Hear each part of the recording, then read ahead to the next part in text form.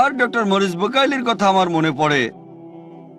আপনারা অনেকে জানেন যে ডক্টর মরিস বুকাইলি ছিলেন খুবই বিখ্যাত সার্জন এবং বিজ্ঞানী, যাকে মেডিসিনের উপরে ফ্রেঞ্চ একাডেমি অ্যাওয়ার্ড দেওয়া হয়েছিল। আর ডক্টর মরিস বুকাইলিকে দায়িত্ব দেওয়া হয়েছিল মান্নেব তার মমির উপর গবেষণা করতে, অর্থাৎ ফেরাউনের দেহের মমির উপর। এ কথাটা মুসা আলাইহিস সালামের সময় হয়েছিল, যেটা উল্লেখ আছে বাইবেলে।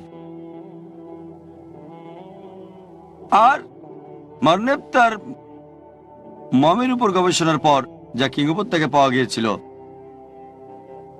তিনি খ্রিস্টান হিসেবে বাইবেলের বর্ণনা জানতেন, যা বলা হয়েছে মুসা আলাইহিস সালাম সম্পর্কে। আরো জানতেন যে ফিরআউন যখন ছুটছিল মুসা আলাইহিস সালামের পেছনে, সমুদ্র তখন দুই ভাগে বিভক্ত হয়ে গিয়েছিল। মুসা আলাইহিস সালাম পার হলেন, সমুদ্র আবার আগের জায়গায় ফিরে আসলো, আর ফিরআউন ডুবে মারা গেল। কিন্তু তিনি সৌদি আরবে যখন গেলেন, সেখানে তাকে একজন মুসলিম বলল যে কোরআন ইতিমধ্যে কথা বলেছে সূরা ইউনূস অধ্যায় নম্বর 10 আয়াত নম্বর 92 যে আল্লাহ বলেছেন, আমি ফিরআউনের দেহকে সংরক্ষণ করব পরবর্তী প্রজন্মের জন্য নিদর্শন স্বরূপ। ডক্টর মরিস বুকাইলি তিনি চমকে গেলেন যে কিভাবে এই বই, পবিত্র কোরআন 1400 বছর আগে কথা বলে যে সর্বশক্তিমান আল্লাহ ফিরআউনের দেহকে সংরক্ষণ করবেন পরবর্তী মানুষের জন্য নিদর্শন স্বরূপ, মানবজাতির জন্য নিদর্শন স্বরূপ, যে কথা বাইবেলেও বলা হয় নাই। আর এটাই তাকে কোরআনের অনুবাদ পড়তে প্ররোচিত করেছিল।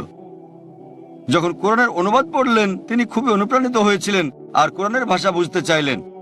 তাই 50 বছর বয়সে তিনি আরবি ভাষা শিখেছিলেন কোরআন ভালোভাবে বোঝার জন্য। চিন্তা করেন, একজন অমুসলিম, একজন খ্রিস্টান ভালোভাবে কোরআন বোঝার জন্য ভাষা হিসেবে আরবি শিখেছিলেন। আর গবেষণা করার পর তিনি বললেন যে বিজ্ঞানের যে বিষয়গুলো কোরআনে বলা হয়েছে, আধুনিক বিজ্ঞানের সাথে সেগুলোর সম্পূর্ণভাবে মিল আছে। আর দুঃখজনকভাবে বাইবেলে অনেক বিষয় রয়েছে যেগুলো আধুনিক বিজ্ঞানের সাথে মেলে না। আরো গবেষণা করার পর একটা বই লিখলেন, বাইবেল, কোরআন এবং আধুনিক বিজ্ঞান, যা খুবই বিখ্যাত বই। আমি বলতে যাচ্ছি তা হচ্ছে, চিন্তা করেন 50 বছরের একজন অমুসলিম খ্রিস্টান হয়েও ভালোভাবে কোরআন বুঝেছেন, ভাষা হিসেবে আরবি শিখেছেন। আর আমরা মুসলিমরা বড় অজুহাত দাঁড় করাই যে ভাষা হিসেবে আরবি জানি না।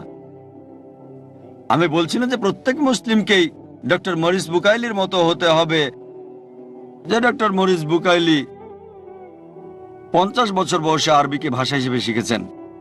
তবে একজন মুসলিম যদি ভাষা হিসেবে আরবি নাও জানে, তাহলে তার কোনো অজুহাত দেখাতে পারবে না, কারণ সে কোরআনের অনুবাদগুলো পড়তে পারে।